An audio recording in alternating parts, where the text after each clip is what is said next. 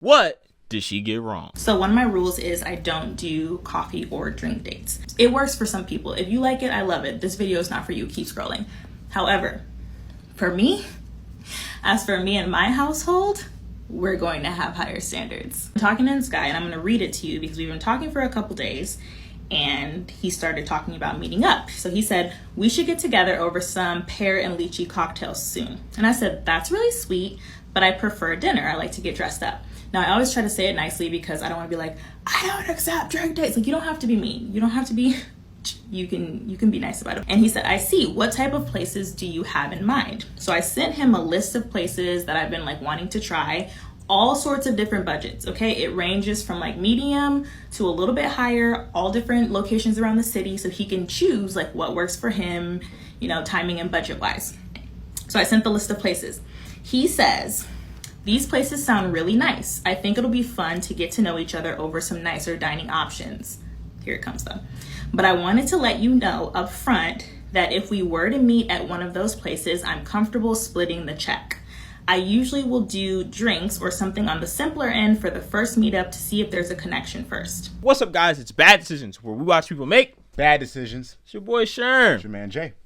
Let's be real, guys. She's basically trying to teach women how to do foodie calls on guys they do not like. Listen, there's nothing wrong with her not wanting to do coffee dates, because I don't do coffee dates personally because I don't drink coffee. It's just the fact that she's dead set at eating at specific restaurants, which lets you know that she's more interested in the cuisine than she is interested in getting to know you. And I understand having limits because no girl wants to eat at McDonald's on their first date, but someone who's generally interested in you, it really doesn't matter about the spot as long as it's located somewhere safe and as long as the restaurant is clean. This man is a pharmacist, okay? You mean to tell me you make upwards of $150,000 per year, but you can't take me to $120 to maybe $200 dinner? 2 drinks, an appetizer, 2 entrees, and a dessert? Like, and that kind of thing, look, men are supposed to be on their like best behavior when they're doing a first interaction with a woman. Like, that is when they are at their absolute best. So if he's being cheap now for a first interaction, he's gonna be cheap on your birthday, he's gonna be cheap on Christmas, like that kind of thing.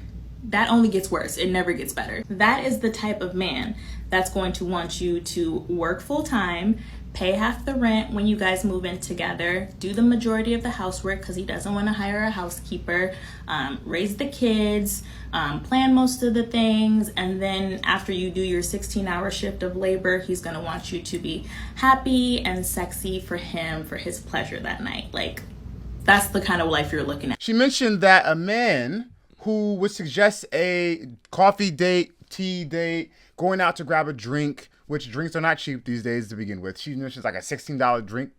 You're going to have more than one drink. So, but anyway, she says this kind of guy would be the type of guy who would expect her to go 50-50 on bills and utilities and the mortgage or rent, to expect her to work 16 hours a week or whatever she said, to expect her to raise her own kids and not have a nanny, and to expect her to clean the house and not have a maid. And so essentially she's saying that She's absolutely crazy.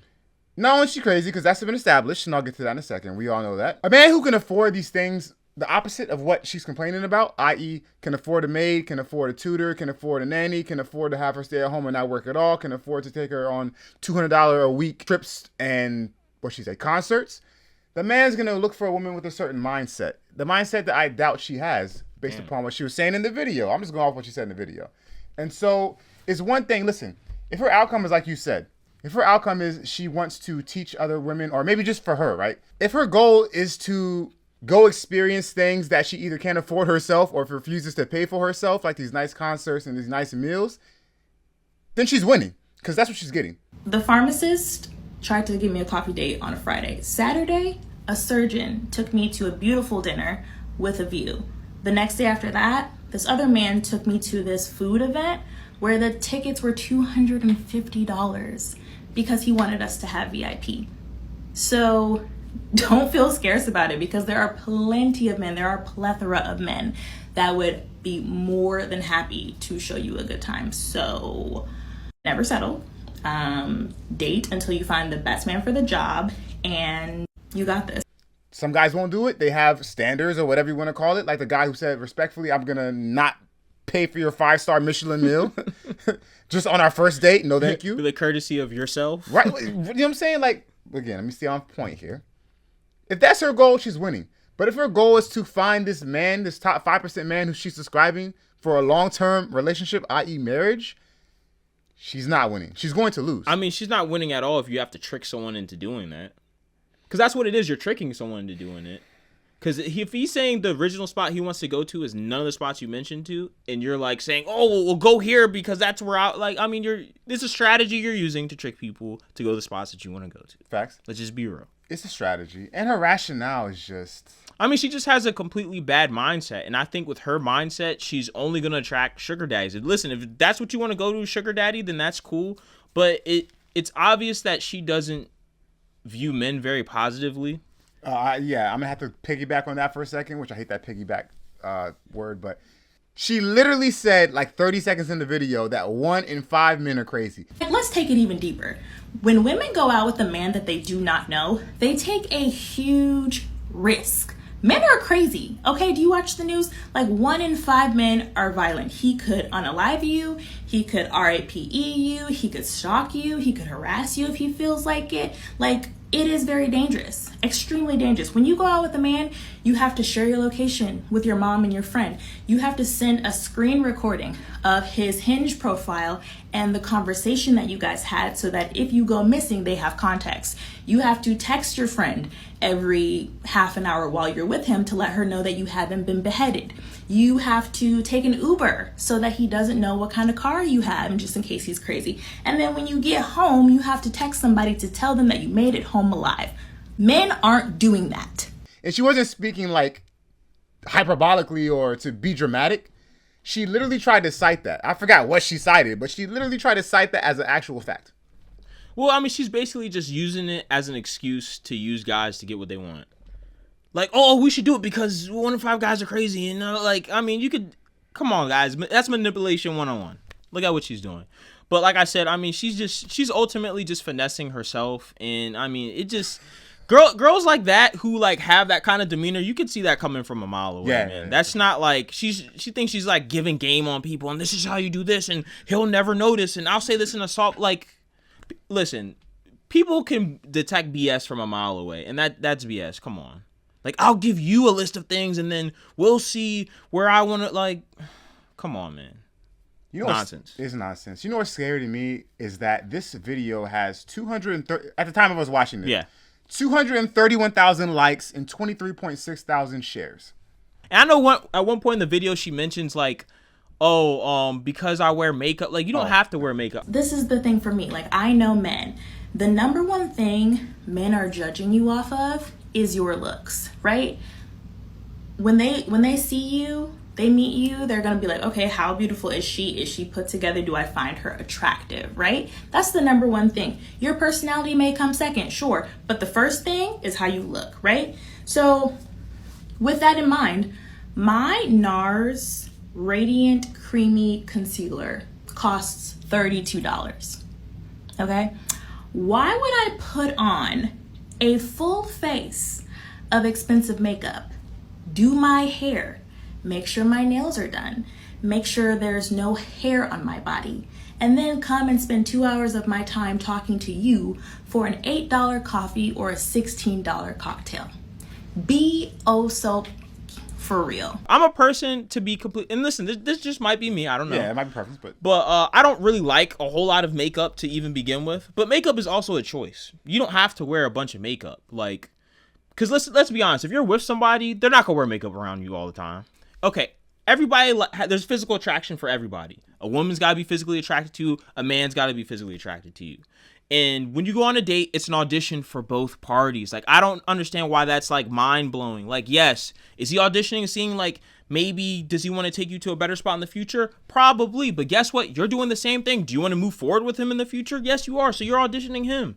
It's not this, like, Like, I don't understand people who play these weird games and then act confused why they're by themselves or why they're lonely or why they like have to like they go through these crazy measures to meet a man. It's because you're going out with foul intention. Yeah, I mean, I think the scariest thing about this whole video is that there's some people that actually think that this is how you're supposed to date someone. And think that they're actually gonna find the right person by doing the tactics that she's talking about. Right.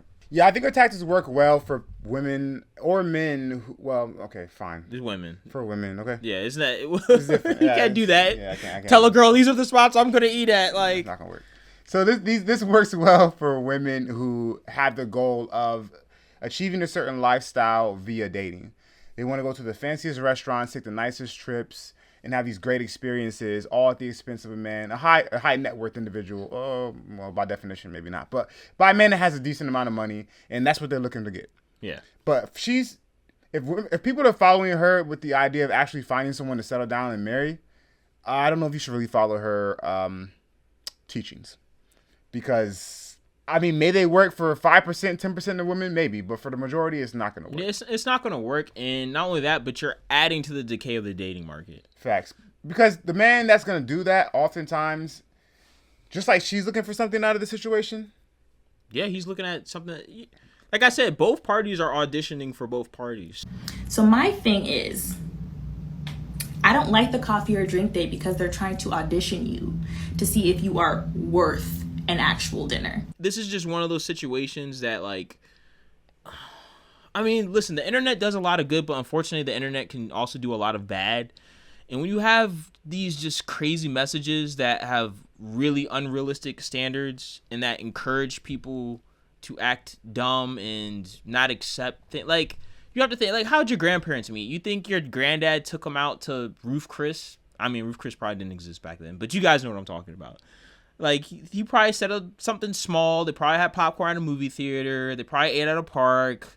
They probably did something that actually encouraged people to just talk and meet with each other like normal people, opposed to them taking you to crazy restaurants and just experiences that you probably can't afford for yourself. All right, guys. So do I think she made a good decision? No, I think she made a terrible decision. I actually think she made a very dumb decision too, because now, like, she just broadcasted how bad of a dater she is. So anytime that her profile shows up anywhere, people are going to be well aware of what she's already trying to run. If they haven't already caught on, which to me is extremely obvious. Like, hearing her talk, like, I was like, who doesn't know this stuff? It's kind of obvious. But good decision, bad decision? No, it's a bad decision. And like she said in the video, good for the guy for asserting his boundaries and, you know, telling her up front that he's not with the ish. And so good for him, you know? Good for him for not playing himself, because that's what he would have been doing, playing himself. Definitely. All right, decision makers. If you thought she made a good decision, leave a like, leave a comment. If you thought she made a bad decision, which means you probably got some sense in you, leave a like, leave a comment. All right, decision makers, go on coffee dates.